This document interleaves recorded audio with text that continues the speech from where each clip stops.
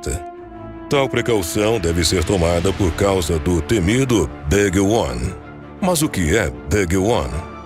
Big One é um terremoto catastrófico diferente de qualquer outro em termos de consequências. No entanto, ele ainda não aconteceu. Porém, o Big One é prevenidos e talvez para o mundo inteiro seriam inimagináveis. Seria o pior tremor de terra já registrado em toda a história. No caso do Big One, não conversamos sobre a hipótese dele acontecer, mas quando vai acontecer, dizem os geólogos sobre esse fenômeno.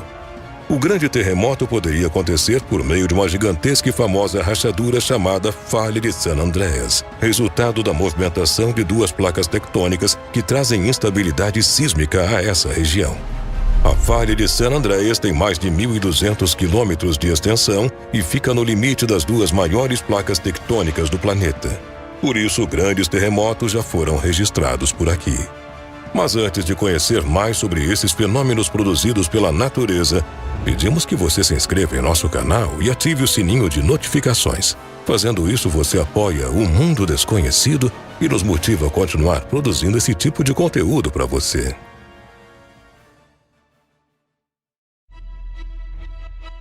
Olhando de cima, vemos que uma enorme cicatriz, por assim dizer, corta a Califórnia de alto a baixo por 1.200 quilômetros de extensão. De San Bernardino ao sul até São Francisco ao norte, o motorista que envereda pela Highway 1, a rodovia localizada na costa do Pacífico em cenários tão deslumbrantes que o cinema nunca despreza, será alertado mais uma vez por cartazes que informam que à frente existe uma intimidante atração turística. Esse é o caminho para a Falha de San Andreas. A Falha de San Andreas delimita a fronteira geológica entre a placa tectônica norte-americana e a do Pacífico, sempre sujeitas, as duas, a entrechoques e acomodações bastante turbulentas. Praticamente toda a costa da Califórnia está localizada sobre a falha geológica de San Andreas. As falhas geológicas são as maiores responsáveis pelos terremotos que acontecem em todo o mundo. Elas são rupturas nas placas tectônicas que acumulam energia ao longo do tempo e, por conta da pressão extrema, causam os tremores. A Falha de San Andreas foi descoberta pelo geólogo Andrew Lawson em 1895. Pouco mais de uma década depois, ela foi responsável por um dos maiores sismos registrados em zonas urbanas de toda a história. O terremoto de São Francisco, que aconteceu em 1906 e foi registrado como de 7,8 graus na escala Richter e que destruiu completamente uma das cidades mais desenvolvidas do estado naquela época. No início, quando a Falha de San Andreas foi descoberta, ninguém deu muita atenção. Até que o mortífero terremoto de São Francisco, que dissemos há pouco, aconteceu e os cientistas se viram obrigados a investigar a relação entre os tremores e aquele terreno erodido. A tragédia em 1906 não só arrebentou todas as estruturas que encontrou pela frente, como também acabou com a vida de mais de 3.000 pessoas, além de deixar 250 mil desabrigados em uma cidade que, naquela época, possuía cerca de 400 mil habitantes. Aquele terremoto deixou marcas na cidade que duram até os dias atuais.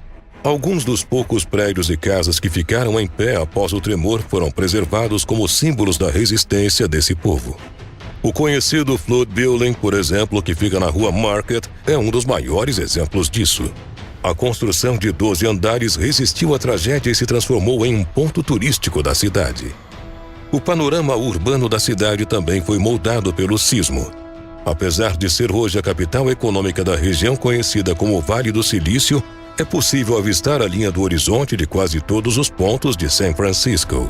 A tragédia fez com que a cidade aprovasse leis rigorosas para a construção de edifícios altos. Por conta disso, a densidade demográfica de São Francisco é muito baixa em relação a outras grandes cidades norte-americanas. Esse fator também encareceu o preço médio dos imóveis neste local e nas áreas próximas.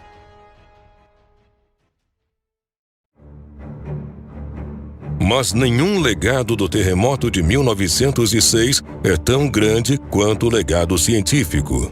Na época, uma comissão de cientistas da Califórnia começou a elaborar um relatório sobre o tremor e seus efeitos. Naquela época, relativamente pouco era compreendido sobre o fenômeno, como e onde ele acontecia ou o perigo iminente que realmente ele representava. O relatório final da comissão, publicado em 1908, foi uma...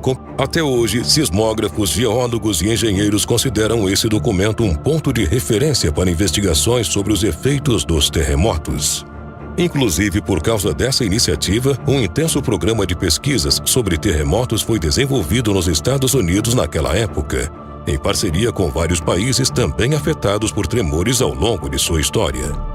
Por conta dessa pesquisa, os habitantes da Califórnia já esperam apreensivos pelo próximo grande terremoto que foi batizado de Big One. Um estudo divulgado em 2006 revelou que a falha de San Andreas já acumulou energia suficiente para um tremor de magnitude superior a 7.0 na escala Richter. Segundo os pesquisadores, no entanto, o fenômeno não tem hora e nem região específica para acontecer. Uma pesquisa anterior havia previsto que o chamado Big One aconteceria entre 1989 e 1993, mas o tremor acabou não acontecendo. Em 1989, no entanto, o terremoto de Loma Prieta, que começou em uma área pouco habitada, mas acabou atingindo San Francisco, deixou 63 mortos e prejuízos calculados em mais de 5 bilhões de dólares. O sismo, porém, foi de apenas, entre aspas, 6.9 graus na escala Richter. No filme Terremoto, a falha de San Andreas, lançado em 2015, um tremor gigantesco atinge o estado da Califórnia, nos Estados Unidos, devastando toda a região e liberando um imenso tsunami que derruba a Golden Gate. Embora a ideia do filme possa parecer absurda, os produtores consultaram Thomas Jordan, diretor do Centro de Terremotos do Sul da Califórnia, antes de começarem as gravações. No filme San Andreas, a falha produz um terremoto de magnitude 9.0. Embora não sejam inéditos no mundo, os terremotos deste tamanho são geralmente confinados a regiões da Terra onde a subducção, onde uma placa tectônica está sendo forçada abaixo da outra, está acontecendo, por exemplo, como no Chile e no Japão. A situação tectônica na Califórnia é diferente. Lá, duas placas estão passando uma pela outra.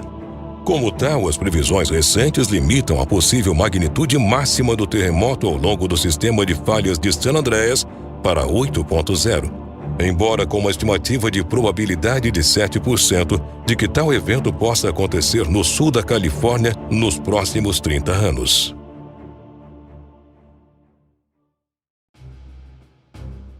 No mesmo período, quase que como tremores unidos, há 75% de chance de um evento de magnitude 7.0 também acontecer no mesmo local.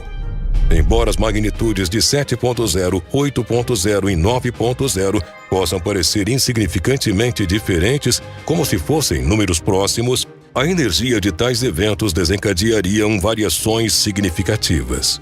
Por exemplo, um evento de magnitude 9.0 liberaria 32 vezes mais energia do que um de magnitude 8.0 e 1000 vezes mais energia do que um de magnitude 7.0. Por isso dizemos que se o Big One acontecesse mesmo como um terremoto de magnitude 9.0, seus danos seriam incomparáveis. Mas como o Big One se daria na prática? Para descobrir de forma realística o que aconteceria num cenário em que o Big One ocorresse, uma equipe de especialistas se juntou e criou um estudo chamado Shakeout Cenário. Nele, os sismólogos modelaram como o chão tremeria para que outros analistas usassem as informações para estimar o resultado dos danos e do impacto. Se o Big One acordasse, ele atravessaria por toda a Califórnia, derrubando prédios, arrasando estradas e danificando as linhas de água, luz e telefone. Mas o terremoto seria apenas o início da catástrofe. Centenas de incêndios começariam a acontecer. E com as rodovias bloqueadas e o sistema de água danificado, os serviços de emergência não conseguiriam suprir a demanda. As pequenas queimadas se tornariam maiores e maiores, devastando regiões inteiras de Los Angeles. Todas as redes que levam gás e eletricidade para Los Angeles passam pela San Andreas. Logo, elas seriam afetadas pelos tremores e não poderiam ser consertadas durante muitos meses. Ainda que a maioria dos prédios modernos da região sobrevivesse ao terremoto, muitos teriam suas estruturas prejudicadas e inutilizadas. O momento pós-choque continuaria afetando o estado durante alguns dias e contribuiria ainda mais com a destruição. A equipe de cientistas ficou surpresa com a extensão dos incêndios que aconteceriam controláveis. Além disso, as reservas de água que não fossem atingidas pela San Andreas durariam no máximo 6 meses, um tempo que custaria a vida de muitas pessoas. No total, um terremoto tão grande como o próprio nome diz, Big One, já indica que custaria cerca de 200 bilhões de dólares em danos, deixando mais de 50 mil feridos e acabando com a vida de milhares de pessoas. Além disso, sem uma estrutura funcional, já que ela teria sido destruída pelo terremoto, a economia local iria entrar em colapso e as pessoas abandonariam a cidade. Seria um desastre sem precedentes. Assim, entendemos um pouco o motivo dos norte-americanos se manterem alertas o tempo todo sobre a falha de San Andreas.